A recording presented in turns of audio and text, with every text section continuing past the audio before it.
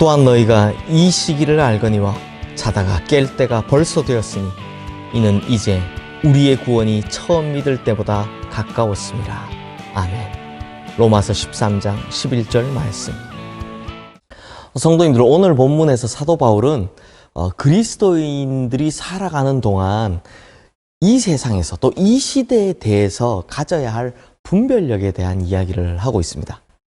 성도님들, 사실 요즘 이 시대는요, 영적이든 육적이든 이 분별력이라는 것을 마비시키는 시대, 우리 입장에서는 이제 마비당하는 시대를 살고 있습니다. 예를 들어 교육을 보면요, 시대가 원하는 시대상, 그러니까 이런 모양으로 아이들을 막 찍어내듯이 만들려고 분별력과 판단력은 다 죽여버리고 그저 그 모양대로만 따라오도록 그렇게 교육을 하죠. 또한 이 시대는 자기 스스로 분별하고 판단하는 것이 어려운 편향의 시대라고 합니다. 그러니까 한 사람이 어떤 현상이나 다른 무엇인가를 정확하게 분석하고 판단하기가 참 어려운 시대라는 것이죠. 설마 그럴까 하시는 분들이 계실까 봐 제가 아주 쉬운 예를 하나 들어보겠습니다. 우리 성도님들 물건 사실 때 다 우리 성도님들이 내가 원하는 것을 반드시 산다라고 생각하시죠. 근데 실상은 어떻습니까? 내가 빨간 옷을 사고 싶었는데 점원이 탁 와가지고요, 고객님 요즘 유행은 흰 옷입니다. 요즘 빨간색 옷 안 입어요 라고 하면 그때부터 어떻게 됩니까? 막 흔들립니다.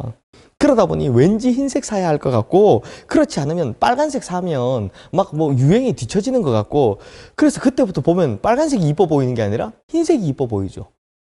이렇게 되는 겁니다. 마트에 가면, 시장에 가면 내가 분명히 호박 사러 왔는데 그 가게 아주머니가 요즘 감자 잘 나가요, 감자 좋습니다 라고 하면 그때부터는 호박 사야 되는 게 아니라 왠지 감자 사야 될 것 같지 않습니까? 그렇죠. 그래서 장바구니에 보면 호박도 들어있고 감자도 들어있습니다. 그렇게 사옵니다. 요즘 젊은 사람들은 더합니다. 죄다 인터넷에서요, 물건을 살 때 뭘 보냐면 상품평이라는 걸 봅니다.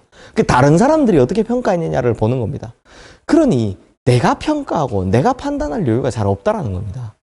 그래서 우리도 모르는 동안에 스스로의 분별력이 마비가 되어서 내가 생각하고 내가 결정할 수 없는 좀 무기력하고 무능력한 그런 존재들이 되어 간다라는 것이죠. 그래서 성도님들, 이게 사회생활을 하든 신앙생활을 하든 우리가 반드시 되찾아야 하는 것이 있다면 그것이 바로 분별력이다라는 겁니다. 왜냐하면 우리가 요즘을 살아가는 어떤 누구라도 세상 물결에 막 휩싸여서 무엇을 판단하고 무엇을 분별해야 하는지를 잃어버렸고, 반면 스스로는 내가 잘 안다고 하는 착각과 교만 속에서 이 분별력이라는 능력을 다 잃어버리고 잊어버렸기 때문입니다. 그래서 오늘 사도 바울이 우리에게 권면하는 이야기 분명합니다. 오늘 보면 11절 말씀 함께 보겠습니다.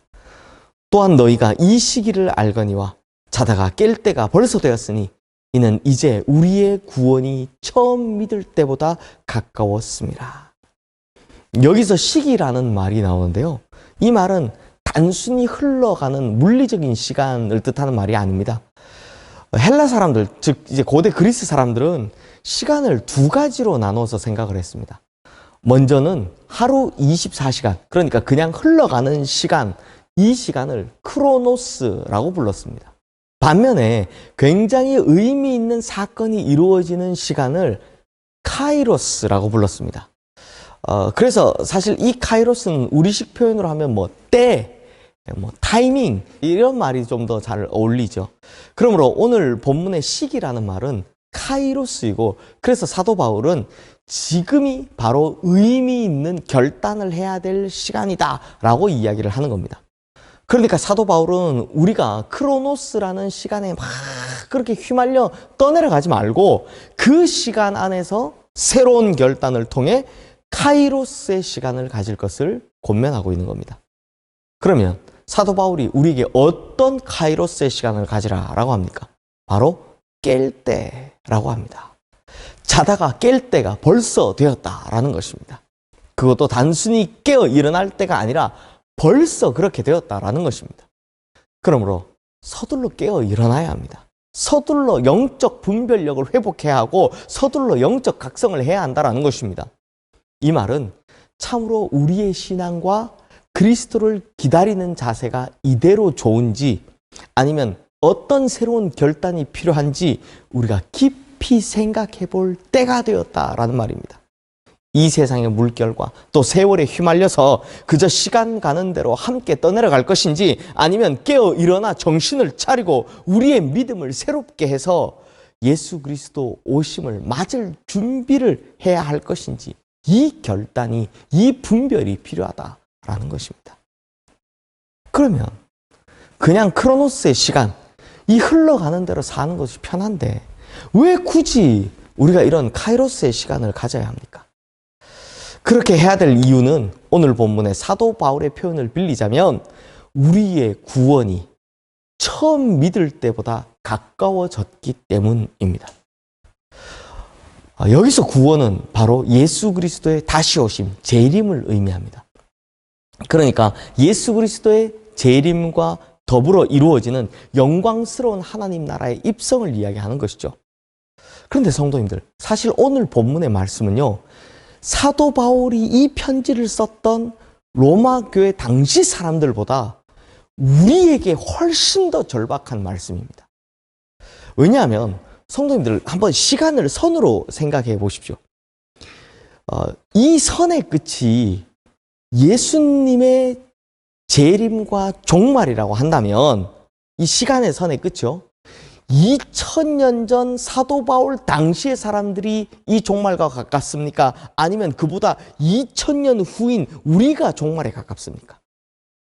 그러니까 이때 당시의 사람들보다 우리가 훨씬 더 종말에 가까운 시절을 살고 있다는 겁니다. 그런데 초대교회 성도님들은 지금 우리보다 훨씬 더 주님의 다시 오심을 고대하며 살았습니다. 이거 뭔가 바뀌지 않았습니까? 뭔가 문제가 있어 보입니다. 게다가 하나 더 추가하면 우리가 하루하루 산다는 것은 그만큼 우리의 종말, 즉 육신의 죽음에 하루하루 더 가까워지고 있다는 말입니다. 그러니 어제보다 오늘이, 지난해보다 올해가 분명히 죽음을 넘어가는 시간에 가까워지고 있다는 것이죠. 그러므로 우리가 사는 하루하루의 순간이 싫든 좋든 예수 그리스도의 최후의 심판을 향해 다가가고 있다는 것입니다. 하지만 이럼에도 불구하고 우리가 막 좌절하거나 실망할 것이 없고 오히려 예수 믿는 사람들에게 소망이 더 크게 되는 것은 이 사실이 우리에게 하나님 나라가 가까이 오고 있다라는 사실이기 때문입니다. 그러므로 우리 삶의 끝에 문이 있다면 그 문은 날마다 하루하루 더 우리에게 가까이 다가오고 있고 주님께서는 바로 그 문 앞에 서 계신다라는 것이죠. 사랑하는 성도님들, 이것을 깨닫는다면 우리는 이제 세상의 모든 만물과 현상을 완전히 다르게 볼 수 있습니다. 자기 인생도 마찬가지입니다. 성도님들, 누가복음 12장 말씀에 보면 굉장히 분별력 있는 사람이 한 사람 나오는데요. 한 부자입니다. 이 한 부자가 추수하기 전에 자기 밭을 탁 봤더니 이번에 자기 밭에서 소출이 너무 많을 것 같은 겁니다. 그래서 이거 내가 지금 가지고 있는 창고로는 이 수확물을 다 저장하기 어렵겠다라고 판단해서 자신의 곡간을 헐고 훨씬 더 크게 짓습니다. 그리고 진짜로 이 사람이 예측한 대로 됩니다. 그러니 추수를 마친 날 얼마나 뿌듯하겠습니까? 그 넓힌 창고에 곡식들이 다 꽉꽉 들어찼으니까요. 그래서 스스로 위안하기를 이렇게 마음속에 생각을 합니다. 내가 몇 년 동안 먹을 양식 다 비축해 놨으니까 이제 좀 평안히 쉬고 먹고 마시고 즐겁게 살자, 이런 생각을 합니다. 성도님들, 세상의 관점에서 보면 이 사람은 굉장히 뛰어난 분별력과 판단력을 가진 사람이죠. 그런데 하나님께서 뭐라고 하십니까? 누가복음 12장 20절 말씀에 보면 하나님께서 이르시되 어리석은 자여 라고 합니다. 어리석은 자여. 그리고 그 뒤에 나오는 말이 오늘 밤 내 영혼을 도로 찾으리니 그러면 내 준비한 것이 누구의 것이 되겠느냐. 하나님께서 이 사람을 어리석다라고 합니다. 왜요? 바로 그 아래 이어지는 21절 말씀에 보면 자기를 위하여 재물을 쌓아두고 하나님께 대하여는 부여하지 못한 자가 되었기 때문이다라고 하죠. 성도님들, 하나님께서는 이 사람을 어리석다라고 합니다. 왜요? 이 사람은 이 세상의 분별력을 가지고는 현명하게 했지만 하나님께서 주시는 분별력은 없었기 때문에 자기 종말의 시간이 다가오는지를 모르고 있었기 때문입니다. 그러니까 세상이 칭찬하는 분별력과 하나님 앞에서의 분별력은 완전히 다르다라는 것입니다. 사랑하는 성도님들, 그럼 우리가 어떻게 해야 하나님께서 주시는 훌륭한 분별력을 가질 수 있을까요? 방법은 딱 하나입니다. 항상 주님께서 다시 오시는 날이 곧 온다라는 것을 염두에 두고 살아가는 겁니다.